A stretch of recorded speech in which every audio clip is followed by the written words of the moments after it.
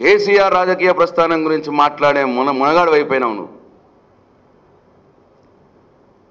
నీ లెక్కెంత?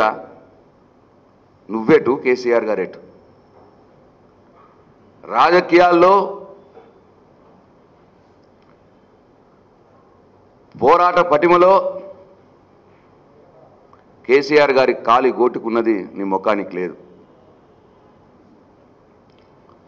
కేసీఆర్ గారు సొంతంగా ఒక ఉద్యమాన్ని ప్రారంభించి, కేసీఆర్ గారు సొంతంగా ఒక రాజకీయ పార్టీని ప్రారంభించి, ఆనాడు బలవంతులైనటువంటి కాంగ్రెస్ పార్టీ రాజశేఖర రెడ్డి గారిని, తెలుగుదేశం పార్టీ చంద్రబాబు నాయుడు గారిని ఇద్దరితో కొట్లాడి ఎదిరించి ఈ దేశంలో ఉన్నటువంటి 36 రాజకీయ పార్టీలను ఒప్పించి మెప్పించి తెలంగాణ సాధించిన వ్యక్తి కేసీఆర్. 2009లో మీరు మొదటిసారి ఎమ్మెల్యే అయినప్పుడు టీఆర్ఎస్ పార్టీతోటి పొత్తు పెట్టుకున్నందువల్లే మీరు ఎమ్మెల్యే అయిన సంగతి మర్చిపోవద్దు రేవంత్ రెడ్డి గారు.